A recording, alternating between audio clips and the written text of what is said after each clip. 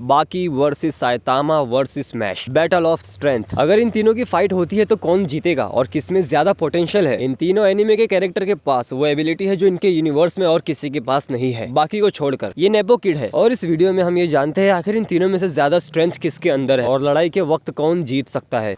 तो शुरुआत करते हैं अपने मैश बॉन्डेड से। इनोसेंट जीरो यानी सीरियल मार्कस का बेटा, इसने 6 बच्चों को जन्म दिया। ये बच्चे बचपन में तो पैदा हुए लेकिन इनकी माँ औरत नहीं थी। दरअसल ये इनकी बाप की बदमाशी का नतीजा थे। इनोसेंट जीरो ने इन्हें क्रिएट किया है, पैदा नहीं। और इन लोगों को क्रिएट करने के पीछे इसका इरादा सिर्फ इतना सा था ताकि ये इन सब को एब्जॉर्ब कर सके। और इसके ये 6 के 6 बच्चे नेचुरल ना होने के कारण बहुत ज्यादा ताकतवर है। लेकिन हम मैश की बात करते हैं। मैश इनोसेंट जीरो का सबसे छोटा बेटा। लेकिन अब ये जानकर तुम्हारे खड़े हो जाएगी रोंगटे। असल में मैश को जिसने जन्म दिया है वो है डेड बॉडी। हाँ भाई, इसका बाप तो इनोसेंट जीरो है लेकिन माँ एक मुर्दा मतलब लाश। इनोसेंट जीरो ने अपने खून को एक डेड बॉडी में डाला, एक मुर्दा शरीर की मदद से, और अपनी शक्तियों के जरिए इसने मैश को और अपने बाकी बच्चों को क्रिएट किया। और मैश बिना मैजिक के पैदा नहीं हुआ बल्कि इसे ऐसा ही बनाया गया है। और इस सबके पीछे इनोसेंट जीरो का सिर्फ यही मकसद था ताकि वो गॉड से भी ज्यादा ताकतवर बन जाए। और मैश की पावर उसकी स्ट्रेंथ या फिर उसकी फिजिकल पावर नहीं है।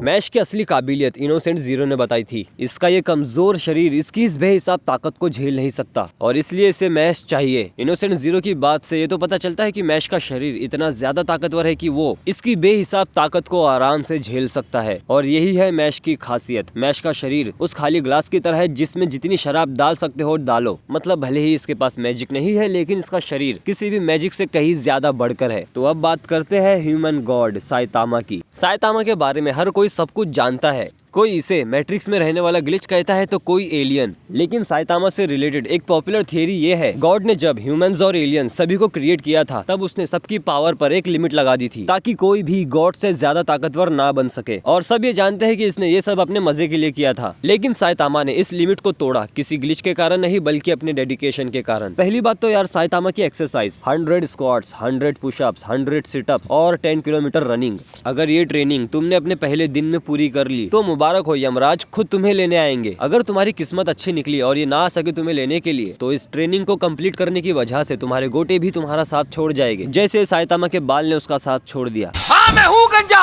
अगर तुमने 100 पुशअप कर लिए, जाहिर सी बातें नहीं कर पाओगे, लेकिन कर लिए तो 100 स्क्वाट्स नहीं कर पाओगे, लेकिन ये भी कर लिए तो 100 सिटअप नहीं कर पाओगे, लेकिन ये भी कर लिए तो 10 किलोमीटर रनिंग करते करते ही तुम्हें रास्ते में यमराज जरूर दिखेंगे। मजाक से हटकर साइतामा ने इस एक्सरसाइज को पहले दिन से ही पूरा किया, वो भी बिना एक भी दिन की छुट्टी लिए। सीधे शब्दों में कहूँ तो साइतामा ने हर दिन अपनी लिमिट्स को क्रॉस किया और कुछ सालों में इसने पूरी तरह से अपनी लिमिट्स को तोड़कर गॉड से भी ज्यादा ताकतवर बन गया। और बात करें इस एक्सरसाइज की तो ये एक्सरसाइज तुम्हारी बॉडी को मोटा करने पर फोकस नहीं करती, ये एक्सरसाइज तुम्हारी स्ट्रेंथ स्टेमिना को कहीं गुना बढ़ाने पर फोकस करती है। सोचो 100 पुशअप, स्क्वाट्स, सिटअप, रनिंग, इसे एक दिन में पूरा करने के लिए तुम्हें कितना ज्यादा स्टेमिना चाहिए। मैं तो इसे एक दिन में बिल्कुल भी पूरा नहीं कर सकता। अगर तुम कर सकते हो तो एक बार करके देख लो और उसका रिजल्ट मुझे कमेंट में जरूर बताना। तो अब बात करते हैं बाकी हानमा की। बाकी की एनाटॉमी और बायोग्राफी और खासकर उसकी खासियत सबको पता है, बट जिसको नहीं पता उसे मैं शॉर्ट में एक्सप्लेन करता हूँ। बाकी हानमा जो सिर्फ 18 साल का लड़का है लेकिन इसने मार्शल आर्ट में महारत हासिल की हुई है और इसने अंडरग्राउंड एरिना में अपने दम पर 2nd पोजीशन हासिल की थी।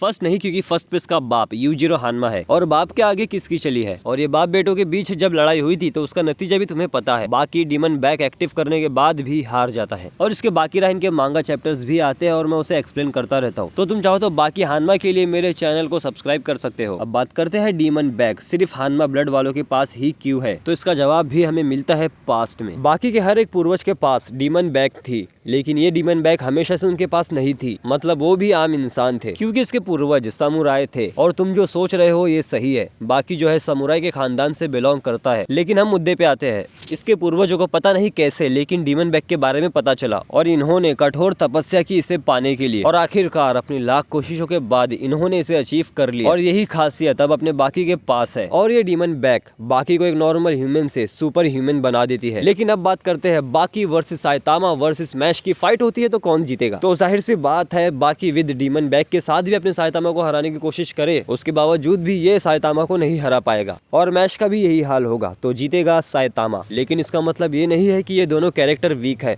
ये तीनों कैरेक्टर अपने यूनिवर्स के सबसे स्ट्रॉन्ग बंदे हैं। तो आज के लिए बस इतना ही, मिलते हैं अगली वीडियो में, तब तक के लिए सब्सक्राइब।